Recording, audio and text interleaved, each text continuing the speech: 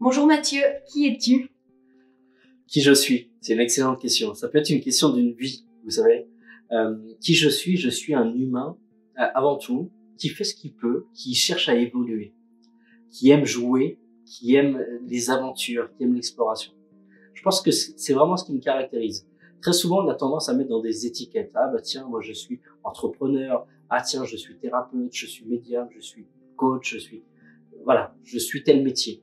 Et en fait, non, j'aime pas me mettre dans une case. Parce qu'en fait, je suis un peu tout ça, ce que je vous ai dit. Je suis à la fois thérapeute, entrepreneur, je fais du bâtiment, je fais des disciplines qui sont différentes. Donc je dirais plus vraiment cette attitude de l'humain qui joue, qui un explorateur, ce qui rend le concret pragmatique ici et ouvrir les chemins. Voilà plus ce qui me définit. Un humain qui explore et qui se nourrit d'amour, en fait, qui a besoin d'en éveiller chez chacun. Et pour moi, ça passe notamment par l'ouverture, le nettoyage et la propulsion. Voilà. Est-ce que tu préfères la campagne ou la ville? La campagne ou la ville? Alors, j'aime les deux. J'ai vécu toute mon enfance plus dans un milieu de ville et je suis un peu plus aujourd'hui à la campagne. Mais que la campagne, bah, voilà, j'ai besoin de cette interactivité. J'aime aller dans des spectacles, j'aime aller découvrir plein de choses. Donc j'aime la ville et en même temps j'aime me recueillir et je retrouve vraiment ça et l'énergie n'a rien à voir dans la campagne. Donc on va dire 70% dans un lieu de repli, dans un lieu de recueil à la campagne et 30% aller vivre et ce dynamisme de la ville. Tu es plutôt jour ou nuit? Alors, est-ce que je suis plutôt jour ou nuit? Je préfère le jour en fait. Je suis quelqu'un d'assez matinal. Bon, j'ai souvent de l'énergie le matin à gogo et je suis en capacité de faire plein de choses. Donc plus ce jour. Voilà, les activités sont différentes. Nuit pour les spectacles. Été ou hiver? Été ou hiver. J'adore les sports d'hiver, mais j'aime la chaleur, j'aime le soleil. Donc je vais dire été. Tu es plutôt fruits ou légumes? Fruits ou légumes? Je suis plus fruits et jus de fruits. Voilà. Légumes, j'en prends parce qu'il faut en prendre parce que c'est bon pour la santé. Mais j'adore, quoique je vais me mettre de plus en plus à la cuisine, mais des bons légumes bien cuits, vous savez, avec la sauce japonaise, etc. C'est un délice. Donc, allez, mon cœur balance pour les fruits. Que penses-tu de toi? Est-ce que tu penses que tu es nul, bon ou excellent?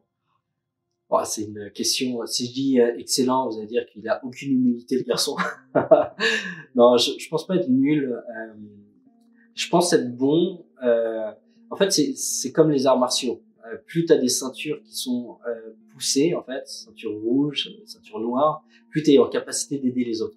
Alors, je pense sincèrement que j'ai fait une démarche où même dans la maîtrise des énergies, du ressenti, bah, je suis en capacité d'aller vers du plus subtil, du plus infime, et tout en ayant ce côté très pragmatique. Donc, je mettrais bon, vraiment, voilà. Et bon, bon parce que pour moi, il y a toujours un axe de progrès. On peut énormément évoluer. Tout ce qu'on apprend, en fait, il y a un niveau d'intégration, de subtilité qui est encore plus loin, en fait. Et je suis dans cette quête d'aller chercher cette excellence, ce petit truc en plus qui fait que beaucoup de gens, en fait, des magnétiseurs, par exemple, disent « Ah, tiens, je ressens, là, oui, c'est de là à là. » Et en fait, plus on avance, plus « Ah non, ok, là, c'est ça, il y a ça, il y a ça, il y a ça. » Et on débloque tout ça et la personne revit, en fait. Mais on a de la précision, on est un petit peu chirurgical. Donc je tends vers ça. Bon, qui tend à chaque jour un pas de plus vers l'excellence. Est-ce que tu préfères le visible ou l'invisible? Alors, visible ou invisible? Alors déjà, c'est une notion qui est propre à chacun parce qu'en fait, l'invisible pour certains est visible pour d'autres. Ce que certains ne voient pas du tout, moi je peux voir des entités, je peux voir l'aura de certaines choses. Donc, on a une notion de valeur qui est subjective à chacun. Est-ce que je préfère le visible ou l'invisible? Après, ce que j'aime, et c'est vraiment ma spécificité, c'est ramener un petit peu le ciel, ramener cette joie, ramener cet ancrage ici et maintenant. Donc, je pousse de plus en plus les gens qui sont un petit peu déconnectés de la réalité, qui sont trop là-haut à revenir sur Terre, et les gens qui sont trop ici et qui manquent de sens et qui sont pas connectés à leur cœur, à leur mission, à cette connexion là-haut, en fait, c'est d'aller leur ouvrir tout ça. Donc, je mettrais le visible, c'est-à-dire plus dans le sens de ramener dans le concret ici et maintenant, et pas je fais que de travailler sur l'astral. J'avais rencontré des personnes qui ont un compagnon, une compagne pendant des années, mais une compagne qu'ils ont jamais vue, etc. Et il y a une part de moi qui n'adhère pas trop, en fait. J'aime bien que ça se matérialise, en tout cas. Est-ce que tu recommandes plutôt les ateliers ou les stages?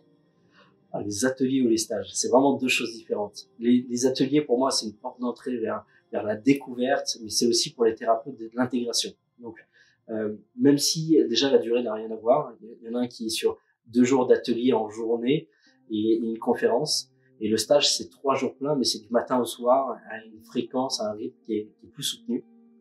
Le nombre de personnes aussi n'a rien à voir.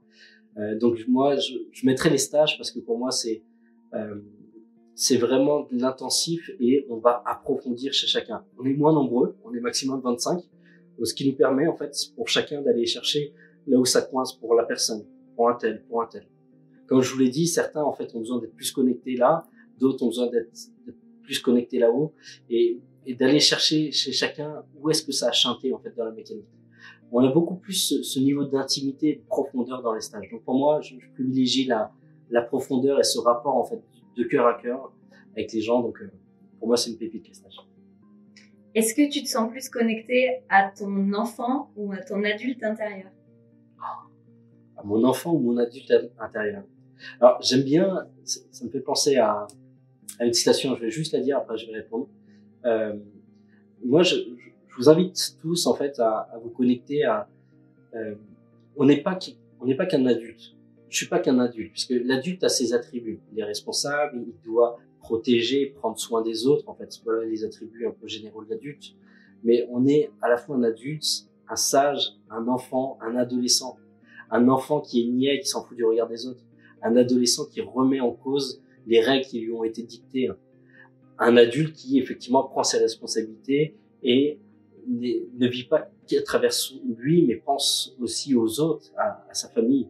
Un sage qui prend aussi du recul. Donc, au-delà d'enfants et d'adultes, qui sont 2 de ces 4 caractères, je désire, moi, avoir ces 4 caractères qui soient présents en moi, en fait. Et ne pas rester enfermé dans l'étiquette de l'adulte qui ne se permet pas de rire ou de jouer ou quoi que ce soit. J'ai une partie, qui est très enfant intérieur, qui aime bien jouer, qui aime bien le fun, cette légèreté. Donc, je mettrais un peu plus enfant que les règles et le côté rigide, en fait, de l'adulte. Voilà. Le plaisir de jouer, de la découverte, de l'aventure. C'est plus des attributs de l'enfant, donc enfant.